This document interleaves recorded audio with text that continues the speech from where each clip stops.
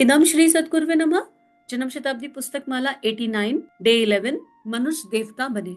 परम पूज्य गुरुदेव का अनंत असीम स्नेह, उनकी गोदी और उनके आंचल की छांव में बैठकर एक दिव्य दैवीय यात्रा, जहां विकास, आत्म विकास हो रहा है, जहां भावनाओं का विस्तार हो रहा है, जहां वसुदेव कुटुंबकम की ऊर्जा जागृत हो रही है, जहां आत्मवत सर्वभूतेषु का भाव जागृत हो रहा है, जहां देवता बनने की एनर्जी जागृत हो रही है और जहां खिलाड़ी वाली जिंदगी प्राप्त हो रही है।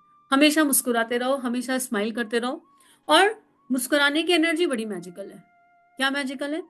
कहते हैं कि इंसान को स्माइल नहीं भी आ रही हो तो भी उसको हंसना चाहिए, आर्टिफिशियली हंसना चाहिए, रोबोटिकली हंसना चाहिए। क्या हो गया है मानव जीवन में? हम लोग इतना व्यस्त हो गए हैं कि हम मुस्कुराने की वजह ढूंढते हैं, कारण ढूंढते हैं, और हमें जिंदगी हंसने के, मुस्कुराने के कारण दे, ये बहुत कठिन हो गया है क्योंकि हमने जिंदगी को बहुत हैवी बना लिया। हम छोटी छोटी खुशियों को इग्नोर कर देते हैं और किसी बहुत बड़ी खुशी की तलाश में हैं, और वो बड़ी खुशी पता नहीं कब आएगी, और जब तक वो आएगी नहीं तब तक हम मुस्कुराएंगे नहीं। इसके चलते हम मुस्कुराना भूल गए हैं। अपने आप से ये पूछने की आवश्यकता है कि लास्ट कब मुस्कुराए थे खिलकर और खुलकर, अच्छे से कब हंसे थे लास्ट। वो अपने आप से पूछने की आवश्यकता है। और अगर नहीं हंसे, एक छोटे बच्चे को इमेजिन करिए, 6 महीने का, साल भर का, 2 साल का, 3 साल का, दिन में कितनी बार स्माइल करता है, छोटी छोटी चीजों पर गिगल करता है, छोटी छोटी बातों पर मुस्कुराता है।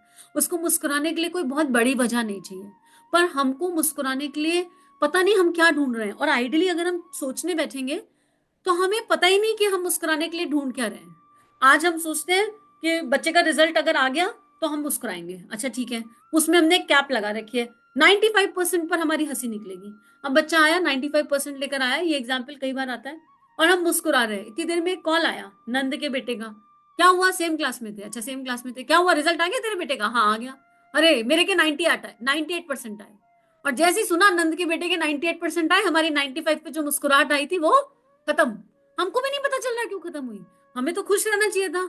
और औपचारिकता में, हाँ हाँ अच्छा किया अच्छा किया, औपचारिक और कर रहे हैं, मतलब खेल और खेल रहे हैं अपने साथ। इंटीग्रिटी चली गई, ऑनेस्टी चली गई, और मुस्कुराहट भी चली गई। और अपने बच्चे के इमोशंस का भी हमने हैप्पी बर्थडे कर दिया, क्योंकि अभी 95% पर हम उसकी बहुत तारीफ करने वाले थे, और अब हम उससे अनजाने या जाने कहने वाले हैं, देखा तूने उसके 98 आए हैं, कहा था ना मैंने थोड़ा सा और पढ़ ले।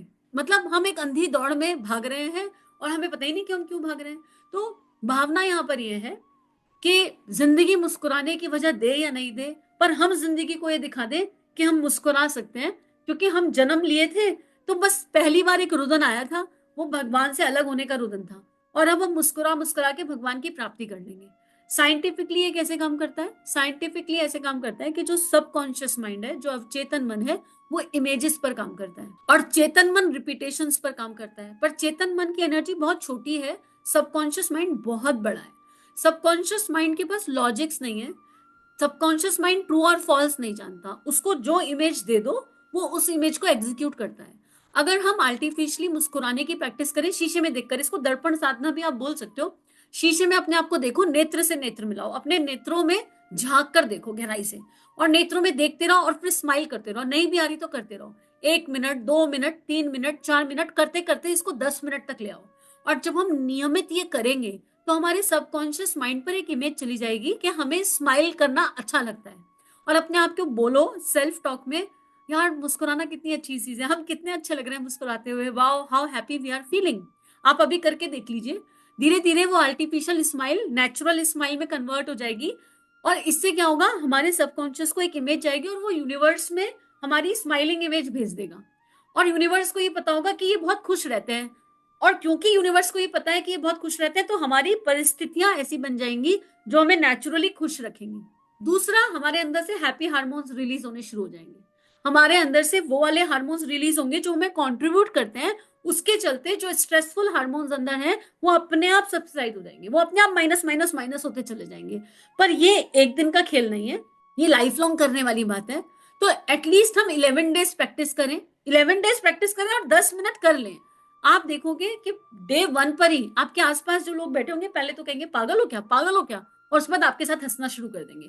अगर आपने 5 मिनट पूरा शिद्दत से जी लिया तो छठे मिनट आते आते आपके साथ हंसना शुरू कर देंगे। मतलब वो नेचुरल फिनोमिना है, वो नेचुरल प्रोसेस है, पर खुद में। अच्छा फिर जब ये करें तो धारणा मत बनाइए, खुद में हमारे बारे में लोग क्या सोचेंगे, इस समय आपको कुछ नहीं सोचना है, ना भविष्य का ना भूतकाल का, ये वाले पल में सोचना है, ये वाले पल में मैं अपने बारे में क्या सोच रहा हूँ, that is important, what I am thinking about my self, या मेरे गुरु मेरे बारे में क्या सोचते हैं, बस मेरा ईश्वर मेरे बारे में क्या सोचता है, कुछ नहीं तो अपनी आंखों में अपने इष्ट को देख लो, दर्पण लगाओ सामने और अपनी आंखों में अपने इष्ट को देखो और सोचो कि आपके इष्ट आपको देखकर मुस्कुरा रहे हैं। अगर धारणा स्ट्रांग हो गई और इस धारणा में इंटेंशन और इंटेंसिटी जुड़ गई तो आपके इष्ट आपको देखकर मुस्कुरा रहे हैं तो आपको अपने आप स्माइल आ जाएगी, नेचुरल स्माइल आएगी, आर्टिफिशियल की भी जरूरत नहीं। और मुस्कुराने के लिए इससे खूबसूरत कारण नहीं मिल सकता। क्यों? क्योंकि ये कारण कभी खत्म नहीं होगा। हमारी मुस्कुराहटें क्यों खत्म हो गई? क्योंकि हम कारण से हंसते हैं, कारण से मुस्कुराते हैं, और कोई भी कारण परमानेंट नहीं है, हर कारण एक टाइम पर आकर खत्म हो जाता है, कारण खत्म, मुस्कुराहट खत्म। और जब हम ये देखेंगे कि हमारा इष्ट हमें देखकर मुस्कुरा रहा है तो भैया हमारे इष्ट तो हमेशा ही मुस्कुराएंगे, वो तो कभी, उनकी मुस्कुराहट तो कभी खत्म ही नहीं हो सकती। अब हमने ऐसे ऐसे अपने आप को जोड़ लिया तो जब उनकी मुस्कुराहट खत्म नहीं हो सकती तो हमारी नहीं हो सकती। तो 10 मिनट आप ये प्रैक्टिस कर कर देखिए और फिर बातें करना शुरू कर दो। नेक्स्ट स्टेप होगा इसी में, you will smile and you will talk. आप अपने इष्ट से पूछो मैं कैसी लग रही हूँ हंसते में, हाउ एम आई लुकिंग, अरे ये हंसना इतना मुश्किल क्यों लगता है मुझे बताओ ना जरा। You just talk and you will feel कि आपके अंदर क्या क्या नहीं घटित हो गया। 10 मिनट 11 दिन, 12वां दिन अपने आप करोगे, 12वां दिन किसी को मोटिवेशन देना नहीं पड़ेगा, बट ट्राई करके देखो। और शुरू में 1-2 दिन लग सकता है कि 10 मिनट तो बहुत भारी हो गए, लेकिन अगर इष्ट से कनेक्शन जुड़ गया, वो आंखों में दिखने लगे, तो 10 के 20 कब हो जाएंगे वो भी पता नहीं चलेगा। ये निश्चित है, इसमें कोई डाउट नहीं है। तो परम पूज्य गुरुदेव हमें मुस्कुराने के लिए कह रहे हैं, हंसने के लिए कह रहे हैं, खिलखिलाने के लिए कह रहे हैं। और जो हंसता है वो खिलखिलाता है, वो जीवन का हर युद्ध जीत जाता है, क्योंकि उसे जीवन युद्ध जैसा नहीं लगता। वो जीवन जीता है, जीवन ढोता नहीं है। वो जिंदगी बिताता नहीं है, जिंदगी के हर एक पल को खिलखिला कर जीता है, जिंदगी के हर एक पल का आनंद उठाता है। और आनंद और परमानंद, वो सुख दुख की एनर्जी से दूर हो जाता है, वो मोह और आसक्ति की एनर्जी से दूर हो जाता है। वो विदेह भी होता है और फिर भी देह में खेल खेल रहा होता है, खिलाड़ी की जैसे आनंद वाला खेल खेल रहा होता है, क्योंकि कोई है जो उसे चला रहा है।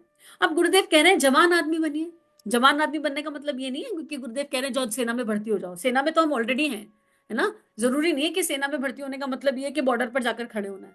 हम अभी भी सेना में, हम युग निर्माण की सेना में, और युग निर्माण करने के लिए इंसान स्वयं को जीत ले, वो सबसे बड़ा सेनानी, जिसने स्वयं पर विजय पाली, यानी स्वयं के अहम पर विजय पाली, स्वयं के लोभ मोह मोह और तृष्णाओं पर विजय पाली, स्वयं की इंद्रियों को दैवीय विशेष दे दिए, वो सच्चा सेनानी है। तो गुरुदेव कह रहे हैं जवान बनिए। जवान मतलब बनिए मीन्स हृदय में आपकी एज क्या है। बुढ़े आदमी भूतकाल का वर्णन करते हैं, बच्चे भविष्य की बात सोचते हैं। जो बुढ़े होते हैं कहते हैं अरे हमने अपने बाल बुढ़ापे में जो बाल सफेद हुए हैं ये हमने अनुभव से किया है, दूसरों को ज्ञान देने के लिए, दूसरों को समझाने के लिए कहते हैं। पर आजकल तो 18-19 में बाल सफेद हो जाते हैं, फिर क्या करोगे, फिर क्या कहोगे, कहने के लिए कुछ बचेगा नहीं। गुरुदेव हमें एक आइडल सिचुएशन बता रहे हैं। यूथ, यूथ एनर्जी मतलब अपने अपने हृदय में जिंदा दिल रहो, अपने हृदय में एक हाई एनर्जी रखो। यूथ का क्या होता है, जवान खून कहते हैं ना, जवान खून बड़ा हिलोरे लेता है, उसमें कुछ कर गुजरने की शक्ति होती है, कुछ कर गुजरने की क्षमता होती है, क्योंकि वो जिंदगी से हारता नहीं। वो ये नहीं कहता अब जिंदगी कितनी बची है, अरे जिंदगी चाहे एक पल की भी बची हो, लेकिन जितनी बची है उसको बढ़िया तरीके से जिएंगे ना। दिक्कत क्या है, किसको पता है जिंदगी कितनी बची है। तो गुरुदेव कह रहे हैं बुढ़े आदमी भूतकाल का वर्णन करते हैं और छोटे बच्चे भविष्य की सोचते हैं, लेकिन जवान आदमी वर्तमान की बात सोचते हैं। आपको वर्तमान याद करना चाहिए, आज का दिन आप किस तरह बेहतरीन बना सकते हैं। अगर यह विचार आपके जी में आ जाए तो मैं आपसे ये कहूंगा कि आप स्वर्ग में निवास करने वाले आदमी हैं। भविष्य की क्यों अनावश्यक कल्पनाएं आप करेंगे, योजनाएं बना लीजिए, इसमें कोई हर्ज नहीं, लेकिन महत्वाकांक्षा बात अलग है, योजना बात अलग है। देखो बहुत डिफरेंस हो गया ना। आशा अलग है, आशा और महत्वाकांक्षा में अंतर है। प्लानिंग करनी चाहिए हर चीज की, पर वो प्लानिंग बिल्कुल आउटपुट वैसा ही दे जैसा मैंने चाहा है, ये बहुत सारी बातों पर निर्भर करेगा। उस प्लानिंग में कितने लोग और इन्वॉल्व हैं, सबका कर्म प्रारब्ध क्या है, मेरा कर्म प्रारब्ध क्या है, क्या मैंने इनपुट उतने अच्छे से डाले, क्या आउटपुट आए। कई बार हम प्लानिंग बहुत अच्छी करते हैं पर इनपुट अच्छे से नहीं डालते, तो जैसा इनपुट डालेंगे, जैसा कर्म करेंगे वैसा फल आएगा, ये तो निश्चित बात है।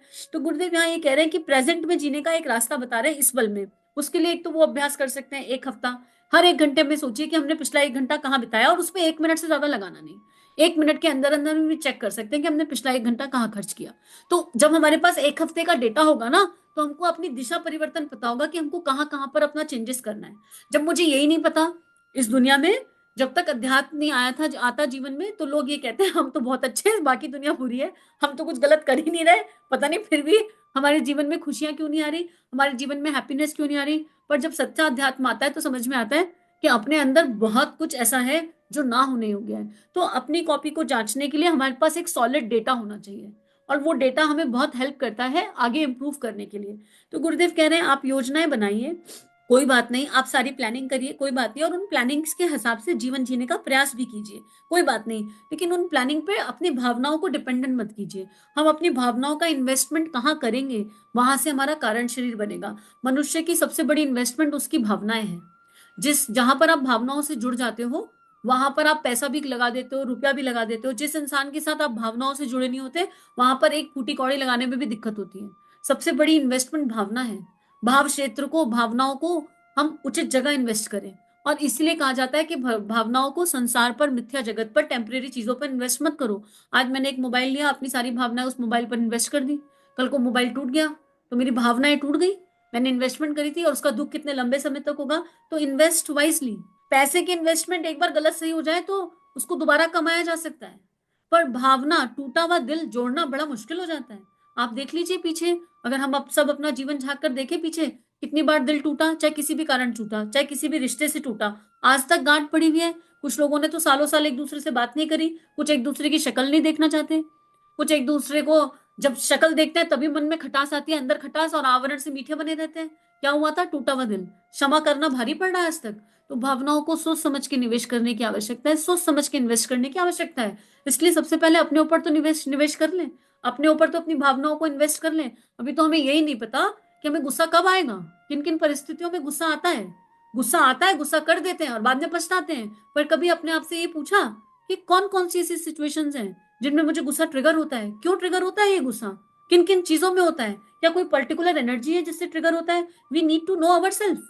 और इसको जानने के लिए मैं क्या हूँ सुनना पड़ेगा। चैनल पर आपको मैं क्या हूँ के ऑडियोज मिल जाएंगे। 10 मिनट का एक ऑडियो है, 63 ऑडियो है। उसमें गुरुदेव ने इसको बहुत डिटेल में समझाया है, टूल्स एंड टिप्स के साथ समझाया है कि ये समस्या और समाधान क्या है, how to come out of this. लेकिन निवेश करो, पहले अपने ऊपर निवेश करो, भावनाओं का निवेश, तभी तो जवान बनेंगे। I always feel that I am 16 at heart. मुझे ऐसा लगता है मैं अभी भी 16 साल की हूँ। बहुत ही ऐसी वाली फीलिंग आती है। वो देह मेरी कितनी भी बड़ी हो जाए, पर मेरा मन, क्यों? क्योंकि मुझे अपने गुरुदेव का काम वैसे ही करना है जैसे 16 साल का बच्चा भग भग के काम करता है, जिसकी अपनी कोई समझ नहीं होती। गुरु जी जो कहेंगे वो कर लेंगे। 16 साल का बच्चा सलाह लेता है अपने माता पिता से हमेशा। 15-16 साल तक हम माता पिता से सलाह लेते हैं, बस टीनेज में प्रवेश किया होता है। तो बता दो क्या करना है, कैसे करना है, जैसे जैसे वो बताएंगे वैसे कर लेंगे। 16 साल का बच्चा थोड़ा बहुत लड़ाई झगड़ा भी कर लेता है, मीठा मीठा, अपने माता पिता से। तो हम गुरुदेव से थोड़ा थोड़ा मीठा मीठा लड़ाई झगड़ा भी कर लेते हैं। क्या बात है, ये कह रहे हो, ये तो समझ में नहीं आ रहा, ऐसे कैसे करें, थोड़ा सा और हेल्प करो, थोड़ा सा और गाइड करो। 16 साल का बच्चा थोड़ी थोड़ी इच्छाएं भी पूरी करा लेता है। क्या है ना, थोड़ा थोड़ा ये वाला फीलिंग आ रहा है ना, अच्छा मम्मी पापा पूरा नहीं करोगे क्या? अपने अपने आप को भीतर से यंग फील करो, भीतर से एनर्जेटिक फील करो। तो age is just a number, age matter नहीं करती। हमारे इतिहास में ऐसे बहुत सारे एग्जाम्पल हैं जिन्होंने भौतिक सफलताएं पाई हैं एट द एज ऑफ 60-65। और स्वयं भगवान श्री कृष्ण बड़ा अच्छा एग्जाम्पल है इसका। 75 वर्ष के थे जब महाभारत का युद्ध हुआ। जब वो 75 में इतनी बढ़िया इनिंग खेल गए, महाभारत का युद्ध कर गए, तो फिर अभी तो हम बहुत छोटे हैं 75 से। दिक्कत कहाँ है? 125 साल तक जिया और 75 में इनिंग खेली, गीता का ज्ञान दिया। तो भगवान श्री कृष्ण अपने जीवन से इतना बढ़िया एग्जाम्पल सेट करके गए हैं कि हमारे लिए बहुत आसान है। तो गुरुदेव कह रहे हैं आप योजना बनाइए, एमए करना है तो स्कीम बनाइए। नहीं साहब, एमए नहीं हुआ तो मर जाएंगे, एमए नहीं हुआ तो नाक कट जाएगी, बात बिगड़ जाएगी। क्या बात बिगड़ जाएगी? दुनिया में ऐसे भी तो ज्यादा पढ़े लिखे नहीं है। आप मैट्रिक पास रहेंगे तो क्या आफत आ जाएगी? नहीं साहब, हमारा ये हो जाएगा, हमारा वह हो जाएगा। अगर आप ऐसे ही विचार करते रहेंगे तो मैं आपको नरकगामी कहूंगा। यहाँ पर गुरुदेव शिक्षा के खिलाफ नहीं है, पर मोस्टली माता, मतलब मोस्टली क्या होता है, हम शिक्षा अपनी खुशी के लिए लें, अंतरात्मा के लिए लें तो अच्छी बात है। हम शिक्षा समाज को डिग्री दिखाने के लिए लेना चाहते हैं मोस्टली। माता पिता भी अपने बच्चों को जेंटलमैन बनाना चाहते हैं, मोस्टली इसलिए बनाना चाहते हैं कि समाज को बताएंगे हमारे बच्चे ने ये वाली डिग्री ली, यहां से जाके ली, उसने भी कौन से इंस्टीट्यूट से जाके ली। तो हम जो भी कर रहे हैं ना, वो आत्मविश्वास के साथ करें, अपने लिए करें। मुझे ये करना है, मुझे ये करके अपने गुरु को, समाज को, अपने आप को, अपने परिवार को ऐसे ऐसे ऐसे ऐसे कंट्रीब्यूट करना है। बट दिखावे के लिए, नेम एंड फेम के लिए हम बड़ी सी कंपनी खोल लें, हायर डिग्रीज हासिल कर लें, हम कुछ भी कर लें, पर हमें प्रसन्नता प्राप्त होगी ये डाउटफुल है, संशय है इसमें। भागते रहेंगे, एक अंधी दौड़ में भागेंगे, एक ऐसी रेस जिसका कोई अंत नहीं है, क्योंकि हमें पता ही नहीं कि हम किसके साथ भाग रहे हैं और क्यों भाग रहे हैं। तो गुरुदेव यहाँ ये कह रहे हैं कि अपने भीतर वाला जानो, अपनी और फिर अपनी कैपेसिटी जानो, अपनी क्षमता जानो। जरूरी है कि घर में सारे बच्चे आईआईटी कर रहे हैं तो मेरा बच्चा भी आईआईटी करेगा? हो सकता है उसकी डांसिंग स्किल्स अच्छी हो सकता है उसकी पेंटिंग स्किल्स अच्छी हो सकता है वो कॉमर्स में ज्यादा अच्छा कर ले। जरूरी है इस दुनिया के मैक्सिमम बच्चे साइंस साइड लेते हैं तो मेरा बच्चा कॉमर्स और आर्ट साइड से नहीं पढ़ सकता? जरूरी है कि मैं अपने जीवन में कुछ नहीं कर पाई तो मेरे बच्चे के माध्यम से मैं वो इच्छाएं पूरी करूं, ये जरूरी है। तो गुरुदेव यहाँ वही कह रहे हैं, क्लियरिटी ऑफ थॉट्स। अंतर नहीं पड़ता। गुरुदेव 5वीं क्लास पास थे। अरे अगर डिग्री शिक्षा नहीं मिल रही, यहाँ पर एक एग्जाम्पल दिया गया है, तो अपनी योग्यता तो हम हमेशा बढ़ा सकते हैं। अपनी योग्यता बढ़ाने के लिए तो किसी ने मना नहीं किया। मान लीजिए कुकिंग का शौक है तो हर कुक शेफ बने, ये जरूरी नहीं है। हर कुक जाकर शेफ की डिग्री हासिल करे, ये जरूरी नहीं है। आजकल अगर कुकिंग का जज्बा है तो उस जज्बे को आगे बढ़ाने के लिए बहुत सारे मीडियम से लोग यूट्यूब चैनल खोल लेते हैं, उस कुकिंग की चीजों को आगे बढ़ाने के लिए कुकिंग की क्लासेस खोल लेते हैं, अपने आसपास लोगों को कुकिंग सिखा देते हैं, और कुछ नहीं तो उस कुकिंग के माध्यम से सेवा कर लेते हैं कि हम 4-5 भूखों को रोज खाना खिलाएंगे, भंडारा कर देंगे। अरे कितने एग्जाम्पल है। एक बड़ा अच्छा एग्जाम्पल है, मैंने फेसबुक पे देखा, कोई एक भैया है, वो कहाँ के है नहीं पता, 1 रुपए में भर पेट खाना खिलाते। उन्हें बड़ा अच्छा लगता है खाना बनाना। उन्होंने सोचा मैं क्या करूं, रिटायर हो गया हूं, तो उन्होंने रोज 5 लोगों का खाना बनाया, 5 से 10 का, और 1 रुपए में भरपेट, 1 रुपए में भरपेट। इतना लेबर क्लास खाना खाती है और उसके बाद कॉन्ट्रीब्यूशन इतना मिलने लगा है, साइकिल अपने आप चल गई। तो अपने पास प्रतिभा है, पढ़ाना आता है, अच्छी बात है। हम 12th पास है, हमें 8th को पढ़ाना आता है, 6th को पढ़ाना आता है, अरे दिल से पढ़ाएंगे ना, जी खोल कर पढ़ाएंगे। जो आता है उसको बेहतर करते जाएंगे, लेकिन जो नहीं आता उसका चिंतन करेंगे तो दुखी होंगे। मोस्टली हो ये रहा है कि जो है उस पर चिंतन नहीं है, उसके लिए कृतज्ञता नहीं है, और जो नहीं आता उसके पीछे भाग रहे हैं। क्यों? क्योंकि वो बाजू वाले को आता है। अरे ठीक है ना, बाजू वाले को आता है तो मुझको आना जरूरी थोड़ा ना है। हर चीज हर चीज मुझे आनी जरूरी नहीं है। पूछो अपने आप से, हमको क्या आता है, हमें भगवान ने क्या देके भेजा है, और उस पर फोकस करके कैसे आगे बढ़ सकते हैं। एक कहानी के साथ इस स्वाध्याय को गुरु चरणों में अर्पित करते हैं। एक कुआं था, उसमें मेंढक रहते थे कई सारे, और मेंढक थे, कई सारे मेंढक थे, एक दो नहीं थे, हजारों में मेंढक थे। ठीक है। कुएं के बाहर एक सन्यासी थे। वो सन्यासी, पता नहीं उनके मन में क्या आई, वो कुछ एक्सपेरिमेंट कर रहे थे। वो कुएं में आवाज लगा के बोलने लगे, ए सारे मेंढकों, बाहर आ जाओ, बाहर एक बहुत बड़ी दुनिया तुम्हारा इंतजार कर रही है। तो सारे मेंढक ऊपर देख रहे हैं, नहीं, और सन्यासी बिल्कुल इशारे से ऐसे ऐसे कह रहे हैं, आओ आओ। तो देखकर सबको समझ में आ जाएगा कि सन्यासी बुला रहे हैं, लेकिन सारे मेंढक ऐसे देख रहे हैं और फिर मुंह बना के वापस कुएं में, और वो सन्यासी फिर आवाज लगाए। वो सन्यासी के दिमाग में पता नहीं क्या है, वो आवाज लगाया जा रहा है, और सारे मेंढक कुएं में देख रहे हैं, कुएं में देखते हैं, सन्यासी की बात सुनते हैं और मुंह बनाते हैं आड़ा तिरछा, और फिर अपने अपने काम में लग जाते हैं। फिर सन्यासी आवाज लगाता है तो फिर जो है ऐसे ही करते हैं। एक मेंढक सन्यासी की बात सुन रहा है और एक्सप्रेशन देख रहा है, और जितना सन्यासी ऐसे आओ आओ करता है, अपने दोनों हाथों से ना सन्यासी इशारा कर रहा है, और बहुत कॉन्फिडेंस से इशारा कर रहा है, नहीं तुम आ सकते हो, तुम कुएं के मेंढक को कुएं से बाहर आ जाओ, तुम्हारे लिए संभावनाएं हैं, तुम्हारे संभावनाओं के दरवाजे यहाँ खुले हुए हैं। और एक मेंढक है जो लगा हुआ है, लगा हुआ है, लगा हुआ है, वो प्रयास करता जा रहा है, और सन्यासी ने उस मेंढक को देख लिया। सन्यासी की एनर्जी उस मेंढक पर पूरी तरह चिपक गई। सन्यासी उसको और मोटिवेट कर रहा है, इशारों से मोटिवेट कर रहा है, वही कुएं में झांक झांक के मोटिवेट कर रहा है, और कुछ एफर्ट के बाद वो मेंढक कुएं से बाहर आ गया। सन्यासी चिंतन करने लगा कि मैंने तो एक ही बात सारे मेंढकों से कही, ये एक मेंढक कुएं से बाहर कैसे आ गया और बाकी क्यों नहीं आए? सन्यासी ने थोड़ी देर बाद अंदाजा लगाया कि वो मेंढक बहरा था, उसको जो पीछे रोकने वाले मेंढक थे उनकी आवाज नहीं आ रही थी। जब सारे मेंढकों ने प्रयास किया, लेकिन एक आध मेंढक जो है गिव अप कर चुका था, उसने कहा पागल है सन्यासी, साला बेकार की बात कर रहा है, इसकी बातें सुन रहे हो, अरे ये कुआं कितना बढ़िया है, इसमें कितना मजा आ रहा है, कौन चढ़ेगा इतनी ऊंची चढ़ाई, कुएं से बाहर निकलेंगे। सारे मेंढक शोर मचा रहे थे, और बहरे को कुछ सुनाई नहीं आ रहा था, उसको तो दिखाई दे रहा था कि ऊपर से सन्यासी इशारा कर रहा है, उसको सुनाई किसी की नहीं आ रही थी। तो अगर इस जीवन में लक्ष्य की तरफ जाना है तो गुरु रूपी सन्यासी सामने खड़ा है, बुला रहा है, संसार से बहरे हो जाओ थोड़े टाइम के लिए, चारों तरफ से कौन क्या कह रहा है, और जो डिमोटिवेट करने वाले हैं ना उनको प्रणाम करो, उनको नमन करो, उनको सादर चरण स्पर्श करो, उनको आभार करो, बहरे हो जाओ, बहरे, और गुरु का कहना मानकर एक लक्ष्य चलते चले जाओ, कुएं के मेंढक से वसुदेव कुटुंबकम पर पहुंच ही जाएंगे, आत्मवत सर्वभूतेषु तक पहुंच ही जाएंगे। यकीन करो ये जीवन का सत्य है। एक बार थोड़े समय के लिए अगर कानों में रुई लगा ले कि इष्ट के अलावा, ईश्वर के अलावा किसी की आवाज आएगी नहीं, कोई डिमोटिवेट करेगा हमारे अंदर जाएगा ही नहीं, पॉसिबिलिटी नहीं है। क्यों? क्योंकि गुरु की आवाज ज्यादा तेज आ रही है। जब भी लगे कोई डिमोटिवेट आवाज आ रही है, तुरंत अपने गुरु की आवाज, या जो आवाज हमें मोटिवेट करती है उसको सुन लो। तुरंत अपने लिए साधन ढूंढो अपलिफ्ट होने का। क्योंकि अब भाग्य कहे कि दुर्भाग्य हम मेरे नहीं है, हमें बाहर की आवाजें आती है, तो रास्ता तो इसी में से खोजना पड़ेगा। इस कोलाहल में ही, इस कुएं के मेंढक वाली एनर्जी से बाहर निकलकर एक दैवीय एनर्जी की तरफ चलना है। और गुरुदेव का यही सपना है कि मनुष्य देवता बने, और हम सबके भीतर वो संभावनाएं हैं, यकीन करिए है। और वो संभावनाएं नहीं होती तो महाकाल पुकार नहीं लगा रहे होते। तो आज इस स्वाध्याय को यही गुरु चरणों में अर्पित समर्पित करते हैं। सभी अपना ध्यान रखिए और नियमित ध्यान करते रहिए। और परम पूज्य गुरुदेव वंदे माँ हमारे साथ हैं, इस बात पर विश्वास कीजिए, और यही एक विश्वास जीवन की इस नैया को पार लगा देगा। इदम श्री सद्गुरुवे नमः, इदम श्री सद्गुरुवे नमः, इदम श्री सद्गुरुवे नमः। सभी को प्रणाम। श्री प्रिया काउंसलिंग चैनल और देव परिवार चैनल पर जो वीडियोस आपको मिल रहे हैं, अगर ये आपके जीवन को बदल रहे हैं तो ये केवल गुरु कृपा है। आइए इस गुरु कृपा को विश्वव्यापी बनाए। जो भी लिंक आप सुनते हैं, आपको जो भी लिंक अच्छे लगते हैं, उनको अपने व्हाट्सएप स्टेटस, फेसबुक स्टेटस, सारे सोशल नेटवर्किंग साइट्स पर लगाइए। इस टेक्नोलॉजी के माध्यम से आइए ऋषियों की, संतों की लेखनी को विश्वव्यापी बनाते हैं। जय हिंद, जय भारत। इदम श्री सद्गुरुवे नमः।